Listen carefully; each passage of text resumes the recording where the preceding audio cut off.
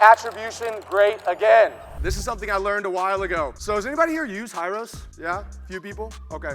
Who runs ads to acquire clients or runs ads for their clients? Raise your hand. Okay, figured as much, right? So if you're not using Hyros, I'm not affiliated with them whatsoever, just be clear here. But I do respect people when they make great companies. So if you're not using Hyros and you're running ads, I think you're making a huge mistake. I personally run ads for our 8-figure company because I think it's a really good use of the time as a CEO. And honestly, I'm really great at it. And one of the biggest mistakes I make when we work with a client is that, and what I used to do was I used to run ads only off of what Facebook and Google showed me. So this is literally, I just took a screenshot from one of our ad accounts inside of here. And as you guys can see, like starting from the top to the bottom, Hyros is the black one and the white is actual Facebook. The actual cost per call is $518. Facebook says it's $129. The one below that was shockingly accurate, but the one below that, Facebook's saying it's $62. It's actually $138. Facebook's saying it's $46, it's actually $100. Facebook's saying that you've gotten 5 calls at $210, and there's 0 calls that have actually been attributed, right? So majority of the time, whenever I work with a client and they say, you know, they're doing multiple 6 or 7 figures and they say ads don't work, it's almost always because they don't have proper attribution. And I've actually never seen anybody talk about this that much in depth. I actually saw the last person, or Mike, I saw Mike talk on it for 1 second, which I loved. But attribution is the most important thing when it comes to ads. And it's not just knowing, did they come from Facebook, did they not come from Facebook? It's knowing which ad set, AKA which targeting do they come from, and which ad creative do they come from inside of that targeting. So you can literally double, triple, quadruple the profitability in your business by installing this, and it's like $350 a month. And I know that because that's literally exactly what we do with a lot of our clients. They're spending $30,000 to $50,000 a month. We install Hyros for them, and we're able to be like, yeah, and they were having an ads agency run with them previously. We're like, yeah, turn 90% of these off and put all the ad budget inside of here, and then they were able to scale from that, right? So if you're not doing Hyros, please, if there's one thing you take from this presentation, like either Hyros, there's a bunch out there. I think there's Wicked something, and Segmetrics, and a few other ones. So some kind of attribution. And the other thing is that we were able to take an e-commerce agency to almost $700,000 a month from $50,000 a month because we started having them charge a percentage of sales, and they were able to charge a percentage of sales because they had accurate attribution. Or if you don't do that, if you don't have Hyros, you don't have accurate attribution. So you can now start saying, hey, I want 10% of sales or 10% of profit, more likely if you're doing e-commerce, when you're running ads for them, right? In addition to that, the other cool thing you can do with ads, does anybody here have like an online presence, like YouTube, Instagram, anything like that? Yeah, few people, cool, okay. So I have a YouTube channel, and one of the cool things that we've done, and I installed Hyros, I think a year or 2 years ago, and I use Hyros, but you can interchange that with any other attribution software. What I did is I put it on all of our YouTube videos, pretty much every website link that we have outside, online, and I was able to really quickly identify that the #1 source of booked calls and closed deals for our company was YouTube. And so this was at a time when I was spending, probably a few $100,000 a month on ads to acquire clients for our company. And I realized that the majority of the actual closed deals that were coming in were not necessarily from ads, they were from YouTube, which has almost no cost per acquisition. So these were people that are watching like 3 to 5 videos, they already know who we were, the sales cycle was super tight, and we were able to close them anywhere from $15,000 to $50,000 on 1 or 2 phone calls.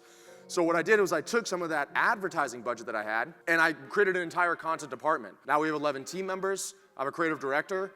We spend quite a bit of money every single month on literally just creating content. We have a separate YouTube channel, and it generates around 60% of our closed deals every single month, just YouTube. And that's still with us spending multiple 5 figures a month on ads for ourselves.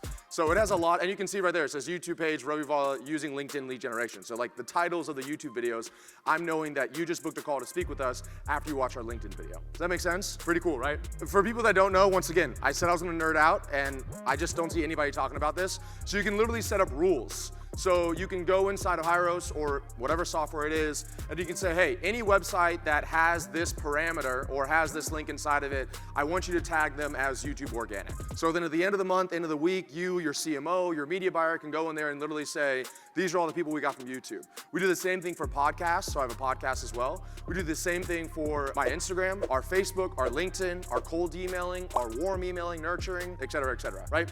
And then the other thing, once again, I don't see anybody talking about this, and this is important if you're running ads, is that if Facebook, if we go back to the beginning of this, if Facebook is inaccurately attributing your ads then it's also inaccurately sending data back to the pixel. So if it thinks that you're not getting any booked appointments and you are getting booked appointments, then it's not optimizing the pixel. If it thinks that you're not actually getting sales and you are getting sales, then it's not optimizing the pixel. So what you can do with Hyros is you can actually use Hyros to send data back over to Facebook and the pixel. And I promise you there's nobody here that's a media buyer that's better than the Facebook pixel. So what you can do is you can actually optimize it so that when you're running and you're optimizing for, I know there's a lot of e-commerce people here, so you're optimizing for purchase or ATC, you can literally have that be as accurate as possible from the data being sent back from Hyros. The other thing that is a ninja hack that I figured out on my own. So now that I can control the flow of information between like our sales process and Facebook, what I decided was like, all right, if anybody here knows how Facebook ads work, you actually optimize the pixel based on different events. So now that we're sending all of the right data to Facebook, it's optimizing for all the book calls we get. But in our company, out of 100 applications, we'll only make an offer to 3 to 4 people. Right? And I'm gonna show you guys that in a moment, how we have our sales process. But out of 100 applications, we'll make an offer to 3 to 4 people.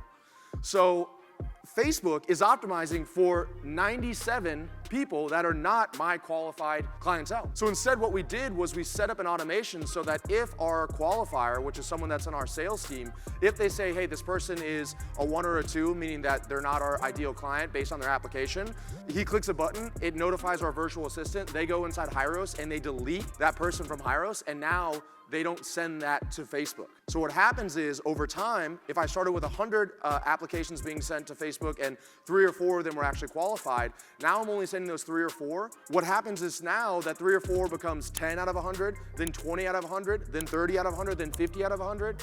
And now your ad campaign is 3 to 10 times more profitable than it was previously because you're only sending back the most qualified data. Make sense? I'm telling you, the stuff seems like nerdy and not fun, but I promise you, this is the stuff that, it's not the other stuff that people talk about when it comes to ads. Like at a foundational level, a lot of the stuff about hooks and creatives is unbelievably important, but as you're scaling, some of this little stuff here can take you to the moon. Cool. And then the other final cool thing about audiences, or Hyros and integration with Facebook, and this works for Google and TikTok and all the other ones, is that you can actually make it so that when you tag somebody inside of Hyros, it sends it back to that audience. So our best performing audience on Facebook to date is a lookalike audience of what we call DCNC, which is demo completed, not closed.